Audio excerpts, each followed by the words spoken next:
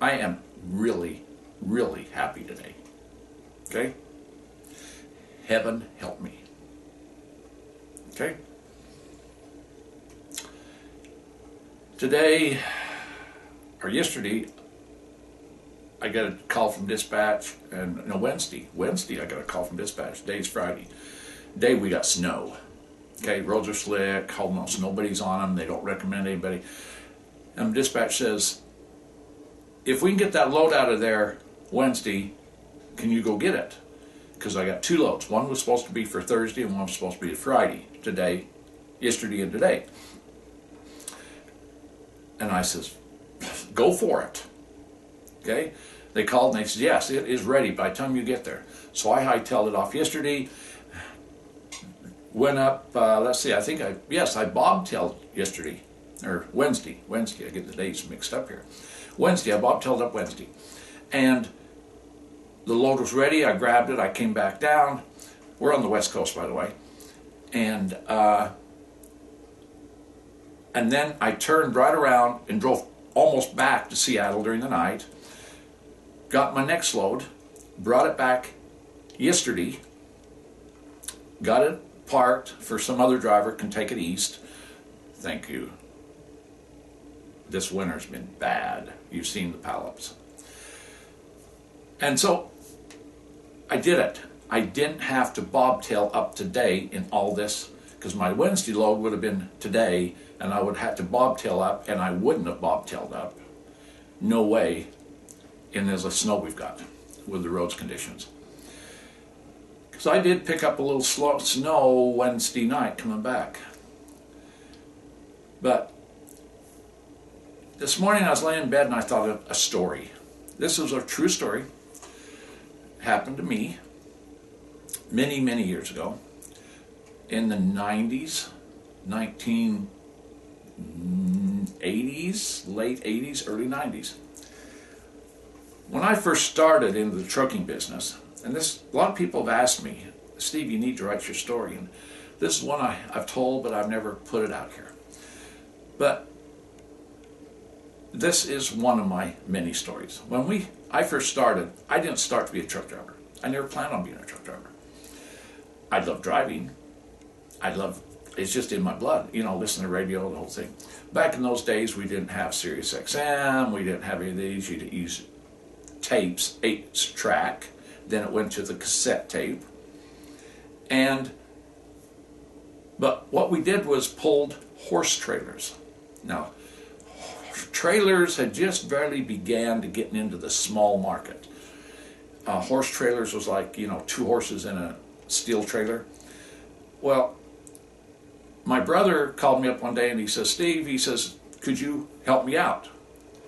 I went, I guess so. It was one of those freebies, So off I went. Well, that started my career. Problem is, after the first run, I fell in love with it. He needed a good driver. And we used a pickup truck with a gas engine. Wasn't very long, we went to a diesel engine, new pickup with a diesel engine, which I'm not sure which truck has the most power. Diesel engines back in there, Cummins and stuff, did not have engines out on the market in a small vehicle. We called ourselves hot shots. Very few of us on the road. Really very, very, very few. The camp trailer that you see all over the roads I'm not even sure they had been created. They'd created some kind of a little something, but not like we see today. Most everything, if somebody pulled one, it was one trailer. Well, why pull one trailer when you can pull 2 trailers? So that's what we did. We would hook 2 gooseneck trailers together. I'm putting this up on my big screen. I wish I had some real pictures. First of all, my brother was doing this. He took a lot of pictures, and his house burnt down, and we lost everything, every picture we ever had. But one particular, that made me think this morning, one particular load I had was, I was coming through, it was in the winter. I got to the scale houses, chicken houses, there just outside of Cheyenne. And the road was good, bare, running had been great. I had two 26-foot goosenecks. Okay? So I had 26 feet, a 2-axle dolly, 8 feet between the tail and the nose, another 26-footer. Okay? And I had my hot shot with no power in front of me. So I stretched out there. You can add that up. I was kind of like a freight hauler. I was the same length with basically an underpowered pickup pulling it. Of course, we were empty, so I didn't have loads on. The trailers were my loads, brand new out of the factory. Well, this particular day, we had CB radios, and I'm going to put out a story about CB radios. CB radios saved a lot of lives back then, and I can tell you they save a lot of lives today, but nobody's listening to them. Nobody's using them. Some don't even have them. This particular story will tell you how CB radios saved us and save us. And I mean save you. I'll get into that here at the tail end of this story. I fueled up in Cheyenne, or there's some little tiny Sapp Brothers, I can't remember, there's 3 truck stops on the east side of Cheyenne. Fueled up, roads were still great, started coming into Cheyenne, and the weather started getting bad. It started getting foggy, it started snowing really hard, and it got to the point when I hit Cheyenne, it was about a 10-mile stretch there, that I was having a hard time seeing the road. There was a lot of snow, and some fog mixed in with it. And I thought, okay, I got to pull this off in Little America. I got to park this in Little America. It'd be on the west side of Cheyenne, which I'd been there many times. And it was a place that, yes, it was the only truck stop I could get to after I left these major ones on the east side. So I was watching. Visibility was almost not there. I was down to probably 20 miles an hour, 25 miles an hour. And I was taking it easy. I kept going and I kept going. I thought, where's Cheyenne? And I'd keep saying, oh, here's Cheyenne. And I'd keep looking for that exit. And I'd look for it, and all at once, my visibility had just almost totally disappeared. And I could just barely see, sitting off here on the shoulder, there used to be a sign, a little lit sign, that says, I can't remember what it was, climbing Sherman or Mountain Pass ahead, something like that. And that's it. Because it was lit, I was able to see it. And I went, oh, garbage. Okay, and maybe I used other words in that one, but I miss Little America. There was no place else to pull off. Zero. The truck stops, or the pull-outs and stuff that's there today, none was that there. There was nothing out there. None of this had been built into the freeway system. So there I was. Up the hill I started climbing. I had no choice but to keep moving. The radio started blaring out, and it says, drivers saying, I can't see. I can't see, I can't see, I can't see. So a few of us that's run this, and I used to run that 2 round trips a week. So but you couldn't see it. I just knew it was a 45 miles trip to get top the mountain. Not too bad of drop-offs, but if you went off in the snow and as cold as it was, you'd freeze to death, and you knew you would. So as I climbed that mountain, the voices on the radio just kept saying, I can't see, I can't see. Some of us with experience would say, keep them moving, you can't stop. I don't care if you're only going 10, and I was only going 10 miles an hour. It's all like I could not see the road. Here's a little piece of information that some of you might not know, and I'm sure a lot of you big truck drivers don't even know this. Just viewing some of you drivers, it's out there the way you drive.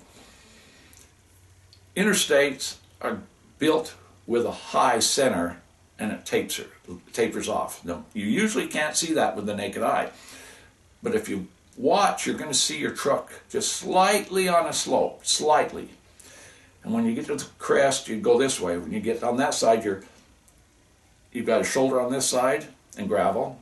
You go this way, you got shoulder and gravel. 2 lanes, 2-lane interstate. And then 2 lanes coming the other way. When you're blind, you would feel. Okay? Anybody that has no vision, it does a lot of feeling. You know, where's the doorknob and, you know, a lot of things. That's what we do as drivers. We had the CB running. Everybody was listening. Everybody was talking. I would feel myself tip this way. I went, oops. I tried to keep myself right on the hump. I mean, somebody could rear end me, but I highly doubt it because you couldn't see. We didn't have hot shotters like we got today. We didn't have these young kids or even older kids. Anybody, some of these stuff that trucking schools puts out. We never had that. We had professional drivers that knew how to drive, and a few trainees that along the way would filter into the system.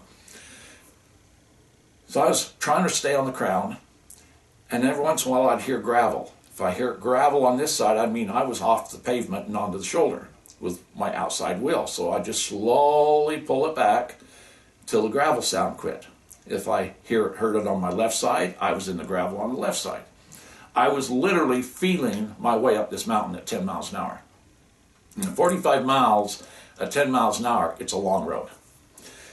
Occasionally, there would just be a little speck of something, light or something, and all once I could see maybe a touch of, and the road was snow covered. It wasn't dry anymore. Of course, no snow plows or nothing. Not like we have today. And then once in a while I'd see this little reflector, you know, those little reflectors that's on the shoulder, and I'd go, yes. I just make my look. I kept crawling up the mountainside. Everybody was talking. They was talking loud. Nothing about. Everybody was. I'm here. I'm here. I'm here. I'm here. Don't rear end me. Don't stop. Everybody keeps. Don't stop. Don't stop.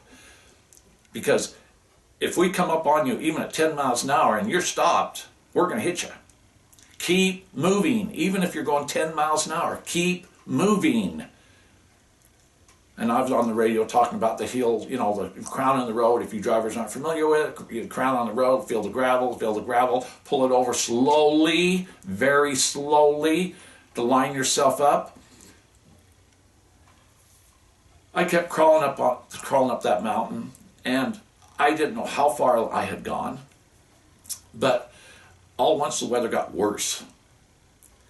The wind started, and if any of you run Wyoming, you understand. The wind had got really bad, and it was blowing so hard I could feel my trailers doing a little bit like this, and once in a while I could see my trailers in my rearview mirror. And all at once, this just happened, just split second.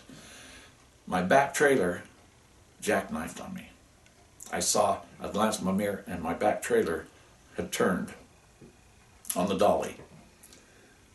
And I knew it was only seconds before that pulling around would pull my other trailer, which would pull my truck, and we'd be in the ditch. And at sub-zero weathers, I'd die. I would have died right there. But heaven helped me. I've always been close to, can I say, God. Saying my prayers. I always started my loads off saying a prayer. I'd end my loads, thank you for the prayer, you know, for the safe trip. But but you always start with, you know, introduction and then goodbye, a closing in your prayers. I knew I had split seconds, and I knew I had one choice. Everything was out of my hands. I could not control where we're at. The winds, the snows, everything, the fogs, it had me. And I thought I was done. And I said a real quick prayer.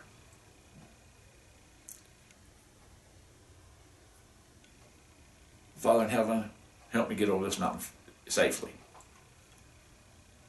That's all. No, didn't even close my eyes. I don't know why. I guess I was still hoping, seeing something. And some of you aren't going to believe this, and some of you will believe it because you've had similar experiences. Just immediately, I said, amen. And immediately, the wind and the snow stopped on the front end of my pickup. Right there. Right there. And I moved into dry road. Totally dry. It just looked just like somebody drawn a circle line right across the interstate. And I started pulling into dry road. My trailers were still in the snow. I looked in my mirror and I still couldn't see them. It was that different, it was that much difference. And the sun was out. It's just like somebody had drawn a line across the road in front of me and whirled. And I kept pulling, and I kept pulling. And I pulled myself and my trailers totally into the sunlight and onto total dry roads. The winds quit, the snow quit, totally dry roads. I had approximately 600 miles left to get my destination where I was taking these trailers to. And I want to tell you, I had the sun all the way. Except towards evening, it started getting dark on me, but that was only a couple hours, because in the winter, it gets a lot dark, like 5 o'clock, 4:30, 5 o'clock.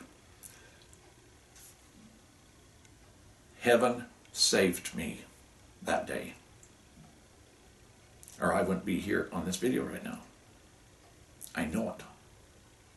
I know it without a shadow of a doubt, because I've never seen it before, and I've never heard anybody. If you've had experience, I'd love to hear from you.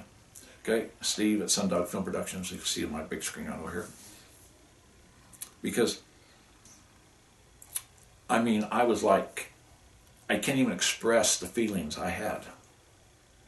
And to this day, it's still very hard. And that's part of the reason I got off the truck quite a few years later, is because experiences like that, I know how close you come to death.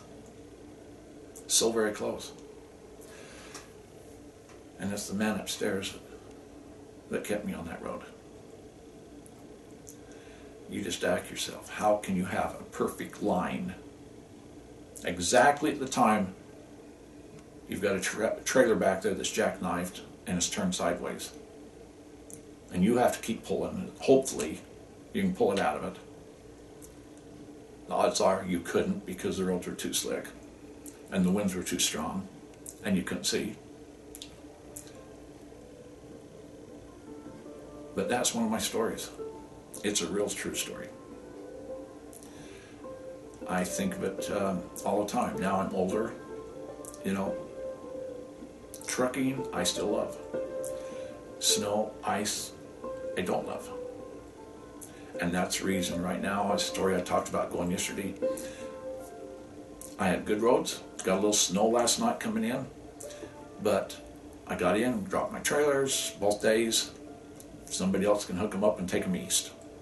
I'm home. I'm home in the comforts. And the snows are still snowing, and it's going to get worse today. And they say the roads are going to get totally almost shut down today. Would I pull that second load today? No. And I told them, I said, I won't do it. And they know I won't do it. It's because of these experiences I've had that I won't do it.